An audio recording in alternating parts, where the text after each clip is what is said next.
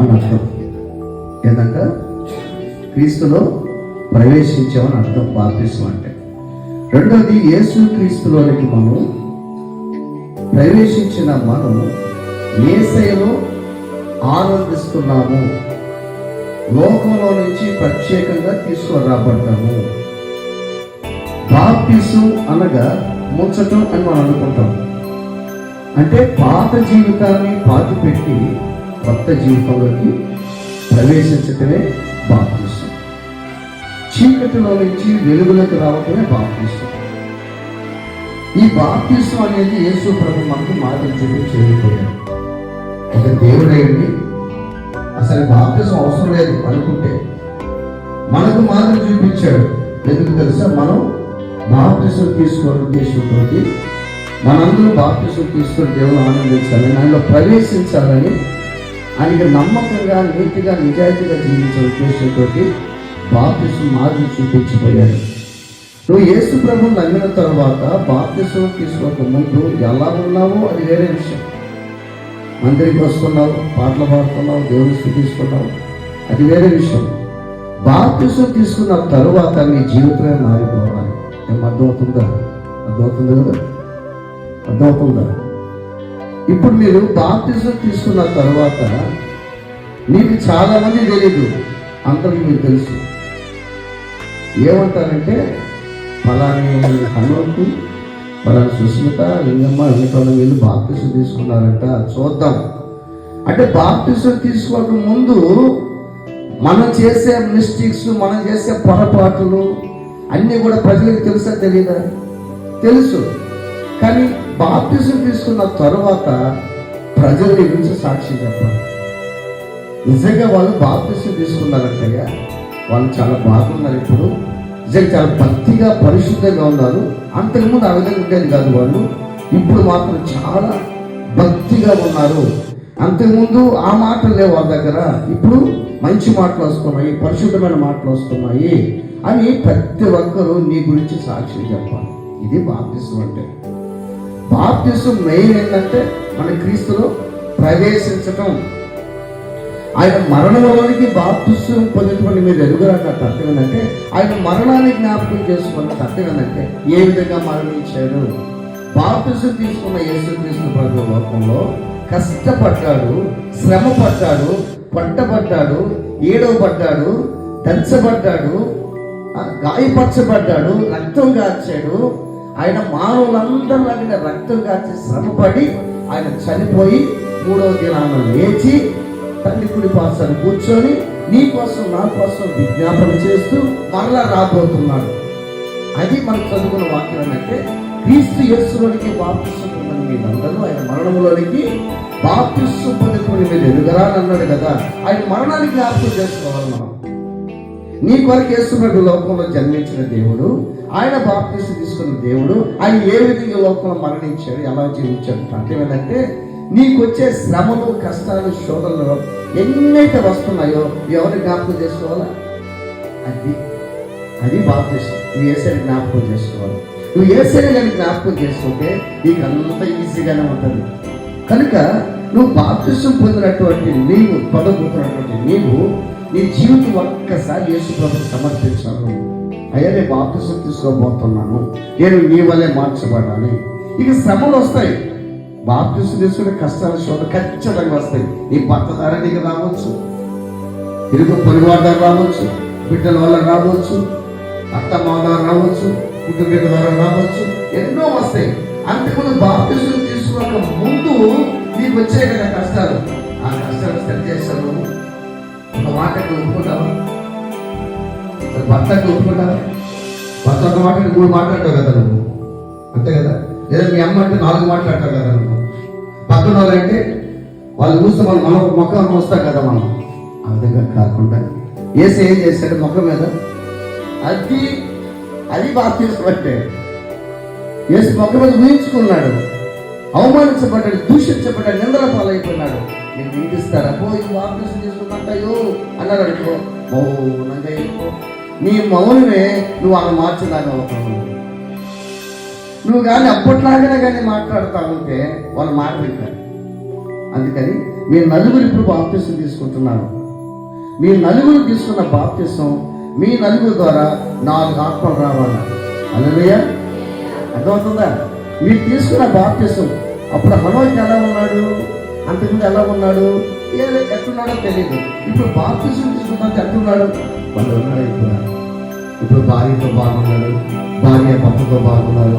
ఇప్పుడు హనోకు తల్లిదండ్రులు బాగా గౌరవిస్తున్నాడు, సుస్మిత అత్తమ్మను బాగా గౌరవిస్తుంది, ఆ లింగమ్మ భర్తతో బాగుంటుంది, బంధువులతో బాగుంటుంది, ఆ వెంకటరమణమ్మ భర్తను బాగా ప్రేమిస్తుంది, ఆ తర్వాత తల్లితో అత్తమ్మతో బాగుంటుంది అనే మంచి పేరు మీకు రావాలి. ఆ విధంగా కాకుండా నువ్వు బాప్తిసం తీసుకుంటే ఎందుకు బాప్తిసం తీసుకోవటమా, ఏమన్నా అర్థం ఉందా, అంతకుముందు అట్టే ఉండకూడదా అని ఖచ్చితంగా అంటారు మనల్ని. అది అనిపించుకోకుండా గుర్తుపెట్టుకోవాలి. నేనేం చెప్పాను ఇప్పుడు మీకు, మీ నలుగురు ద్వారా చెప్పండి, మీ నలుగురు ద్వారా 4 ఆత్మలు రావాలి, దేవుడు మహిమ పొందాలి. నిజంగా వాళ్ళు వచ్చి సాక్షి ఏం చెప్పాలి తెలుసా? నిజంగా అయ్యా నేను వాళ్ళ సుష్మతాన్ని చూసి మారానయ్యా, వాళ్ళ హనోకు చూసి మారానయ్యా, వాళ్ళ లింగమంత్రం చూసి మారానయ్యా అని సాక్ష్యం చెప్పాలి. అది బాప్తిసం. క్రీస్తు యేసుని బాప్తిసం పొందిన మీరందరూ ఆయన మరణంలోనికి బాప్తిసం పొందమని మీరు అడిగారా? కనుక పాత జీవితం పాతి పెట్టి కొత్త జీవితంలో ప్రవేశిస్తున్నాం. చీకట్లో నుంచి వెలుగులోకి వస్తుంది. ఇదే బాప్తిసం. ప్రార్థన చేసుకుందాం. తల వంచుదాం, కళ్ళు మూసుకుందాం. భాస్కర్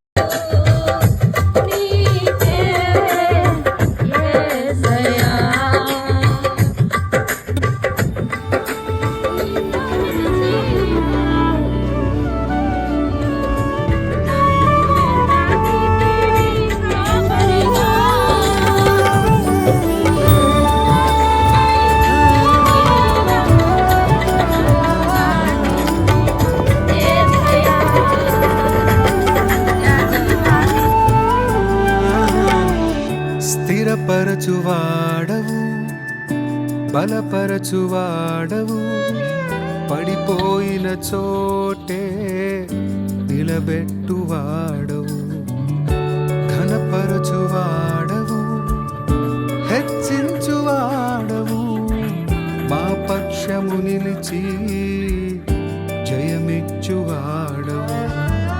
స్థిరపరచువాడవు, బలపరచువాడవు, పడిపోయిన చోటే నిలబెట్టువాడవు, ఘనపరచువాడవు, హెచ్చించువాడవు, మా పక్షము నిలిచి జయమిచ్చువాడవు.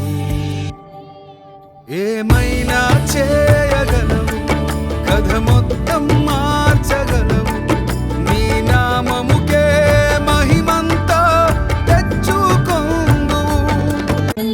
సిలువలో నలిగి కరిగినాడే శరీరవరు నా ప్రియుడైన. ఏమైనా చేయగలవు, కథ మొత్తం మార్చగలవు, నీ నామముకే మహిమంతా తెచ్చుకొందు. యేసయ్యా, యేసయ్యా, నీకే నీకే దేవుని వాక్యం చదవడం మత్తయి సువార్త 7:13 చేరవరకు. ఆ సమయమున బాప్తిస్మము పొందుటకు యేసు గలిలయ నుండి యోర్దాను దగ్గరకు అతని వద్దకు వచ్చెను.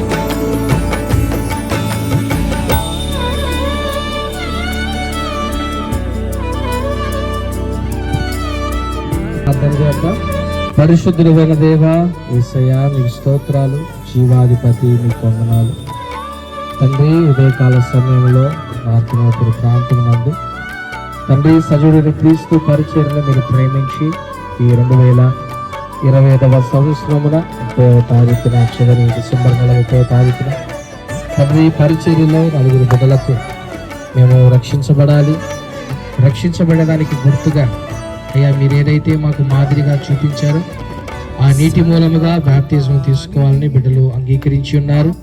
తండ్రి మీరు ఆనాడు శిష్యులకు కూడా చెప్పారు, అనేకులు రక్షించండి, వారికి నీటి మూలంగా ఆత్మ మూలంగా బాప్తిజం తీయండి, తండ్రి కుమార పరిశుద్ధాత్మ నామములో బాప్తిజం తీయండి అని చెప్పి మీ శిష్యులతో స్పష్టంగా మీరు చెప్పిన మాటలు బట్టి స్తోత్రాలు తండ్రి. ఈ సమయంలో బిడ్డల ప్రభువా అయ్యా 4 బిడ్డలు తండ్రి బ్యాప్టిజం తీసుకుంటూ సిద్ధపడి ఉన్నారు. ప్రాముఖ్యంగా హనోకును బట్టి ప్రార్థన చేస్తున్నాను.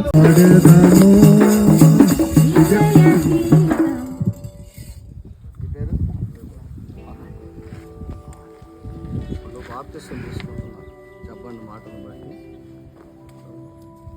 నీటి మూలంగా ఆత్మలుగా జన్మించాలని, చీకట్లో నుంచి వెలుగులోకి రావాలి, పాత జీవితం పాతిపెట్టి కొత్త జీవితంలో ప్రవేశించాలని, బాప్తిసం అనగానే క్రీస్తులో ప్రవేశించటం అని మనం చూసాం.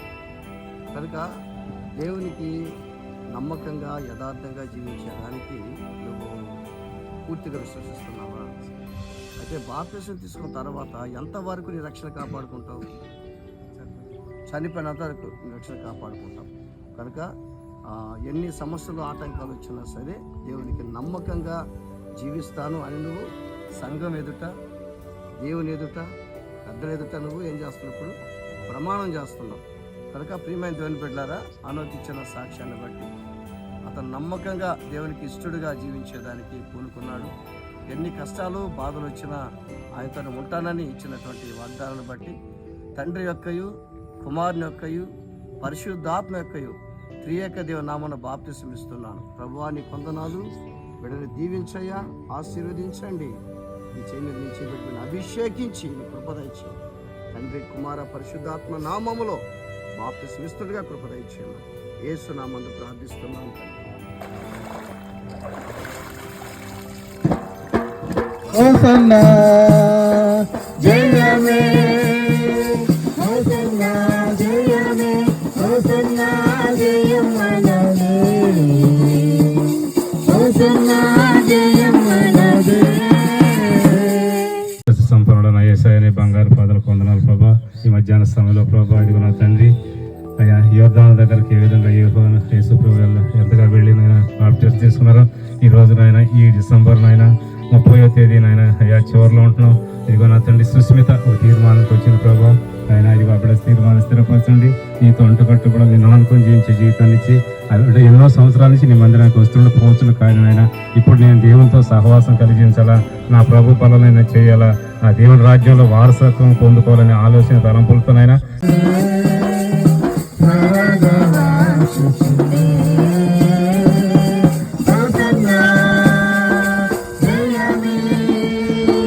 హోసన్నా జయమే, హోసన్నా జయమనదే, హోసన్నా జయమనదే.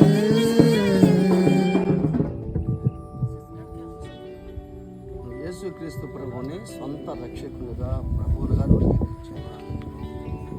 యేసయ్య నీ కొరకు లోకంలో శిలువలో రక్తం కాచి చనిపోయి 3వ దినాన లేచి నీ కోసం రాబోతున్నాడు నువ్వు నమ్ముతున్నావా? అయితే ఇక బాప్తిసం నువ్వు ఎంతవరకు నిలుపుకుంటావు? మరి నీ జీవితం అంతా నిలుపుకుంటావు. కనుక దేవునికి నమ్మకంగా విజయరాలుగా నువ్వు జీవిస్తావు. సంఘ పరిచర్యలో, వాళ్ళ కార్యక్రమంలో, ఆరాధనలో క్రమంగా నువ్వు దేవునికి నమ్మకంగా ఉంటావు కదా. కనుక ప్రియమైన దేవుని బిడ్డలారా, మన సుస్మిత ఇచ్చిన సాక్ష్యాన్ని బట్టి దేవునికి నమ్మకంగా జీవిస్తాను, ఆయనకే విధేయురాలుగా జీవిస్తాను, ఈ బాప్తిసం రక్షణ కాపాడుకుంటాను అని ఇచ్చినటువంటి సాక్ష్యాన్ని బట్టి మరి తండ్రి యొక్కయు, కుమారుని యొక్కయు, పరిశుద్ధాత్మ యొక్కయు త్రియేక దేవుని నామములు బిడ్డకి బాప్తిసం ఇస్తున్నాం. పరిశుద్ధుడా నీ వందనాలు, జీవాధిపతి స్తోత్రాలు. నాయన బిడ్డ తండ్రి సుస్మిత మీద కనుదృష్టి ఉంచండి. బిడ్డకనైనా తండ్రి, కుమార, పరిశుద్ధాత్మ నామములో చెప్పిన మాటను బట్టి శత్రువుకు బాప్తిసం ఇస్తుండగా పరిశుద్ధాత్మ ఏదైనా జరుగునా నీ కంచె దాటగా శత్రువుకు సాధ్యమా? హల్లెలూయా స్తుతి మహిమా ఎల్లప్పుడు హల్లెలూయా స్తుతి. ప్రభువా ఇంతవరకు నీ కృపలో జ్ఞాపకం చేసుకున్నందుకు స్తోత్రాలు చెల్లిస్తూ ఉన్నా. నేను నీ దాసురాలు లింగములు మీరు జ్ఞాపకం చేసుకుని మీ రక్షణార్థమై ప్రభువా మీ సన్నిధికి మీ బిడ్డను చేర్చుకున్నందుకు నీకు స్తుతులు స్తోత్రాలయ్యా. ఈ బిడ్డను తన జీవితంలోనికి మేము ఆహ్వానించి మీ రక్షణ పొందుకొని బ్రతుకు దినములన్నిటినీ హోసన్నా జయమనదే.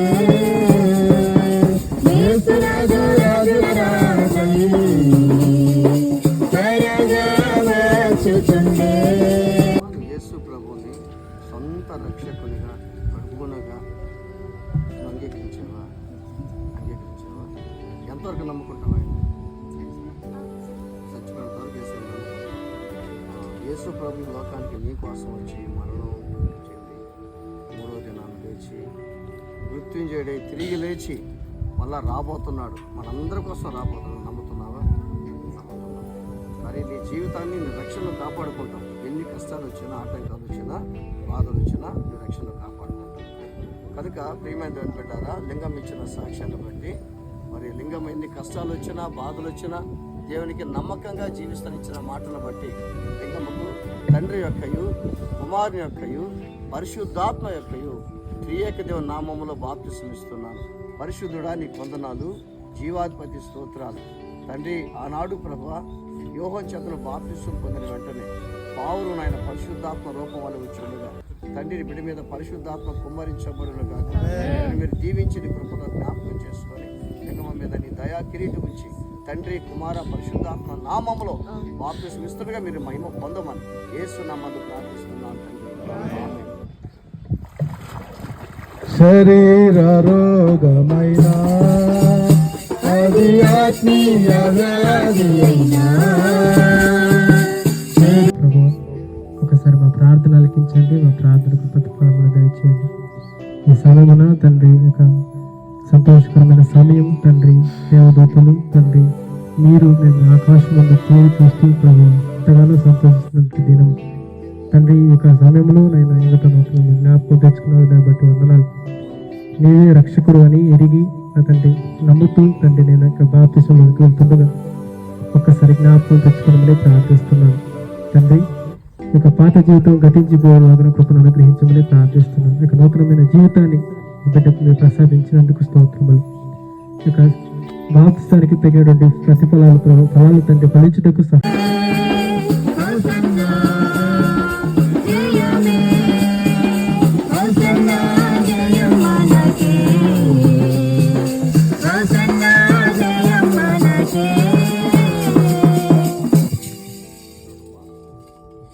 యేసు ప్రభుని నీ సొంత రక్షకునిగా, ప్రభువుగా ఆయన నా కోసం శిలువలో మరణించాడు. ఆయన సమాధి చేయబడ్డాడు, మరలా రాబోతున్నాడు.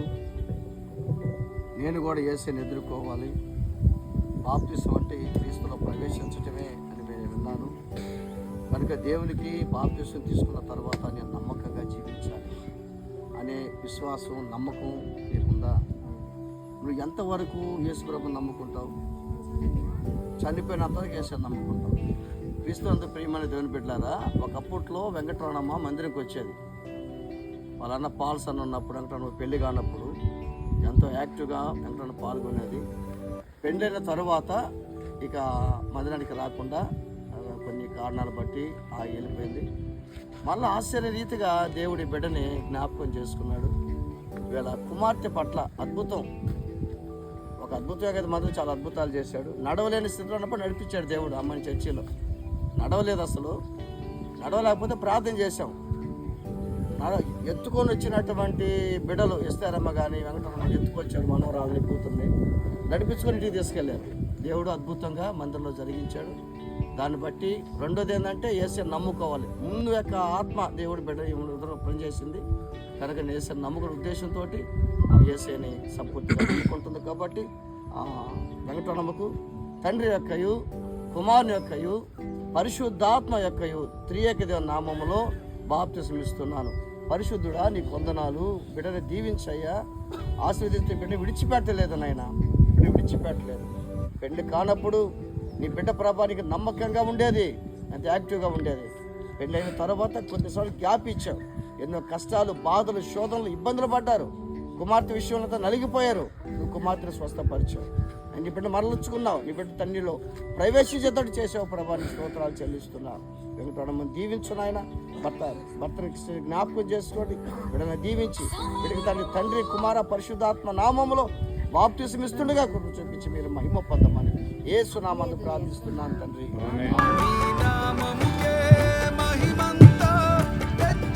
హల్లెలూయా, స్తుతి మహిమ దేవునికి ఇచ్చెదము. హల్లెలూయా, స్తుతి మహిమ ఎల్లప్పుడూ దేవునికి ఇచ్చెదము. హల్లెలూయా,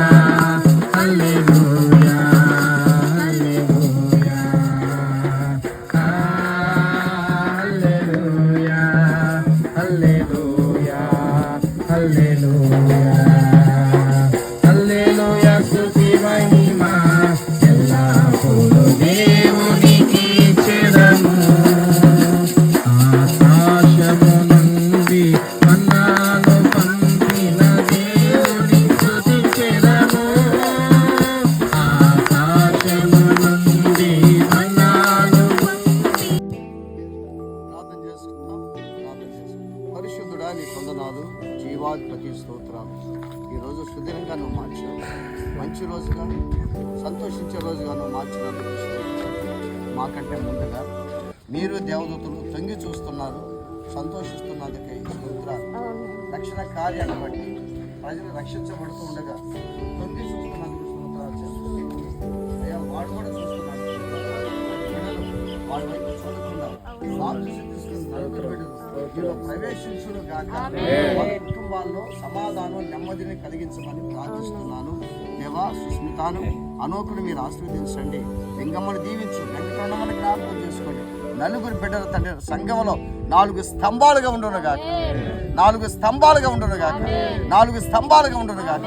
ఈ నలుగురు నలుగురు ద్వారా అనేక మంది ప్రజలు మందిరానికి తండాలుగా వచ్చును గాక, నమ్ముకును గాక. స్తోత్రాలు చెల్లిస్తున్నాను. నలుగురు బిడ్డలు దీవెనకరంగా మార్చండి. వచ్చే శోధనలు ఎదుర్కొంటకు సహాయం చేసి ఇక నమ్మకంగా అయ్యా తండ్రి నీకు అయ్యా ప్రభా మంచికరంగా జీవితానికి సహాయం చేసి కొరకు చూపించి మీరు మహిమ పొందమని, బిడ్డలు దీవించమని, చేరినట్టు మా విశ్వాసం జ్ఞాపకం చేసుకుని బిడ్డలతో పాల్గొన్నారు. అందరూ దీవెనకరంగా మార్చి మీరు మహిమ పొందమని యేసు నామముతో ప్రార్థిస్తున్నాను తండ్రి. ఆమేన్. తండ్రి, కుమార, పరిశుద్ధాత్మ త్రియేక దీవెనలు చేరిన మనకు సకల పరిశుద్ధులకు, ప్రత్యేకించి నూతనంగా బాప్తిసం తీసుకున్న నలుగురు బిడ్డలకు దేవుని దీవెనలు, ఆశీర్వాదం, కాపుదల సదాకాలముతోడే నడిపించును గాక. ఆమేన్, ఆమేన్, ఆమేన్.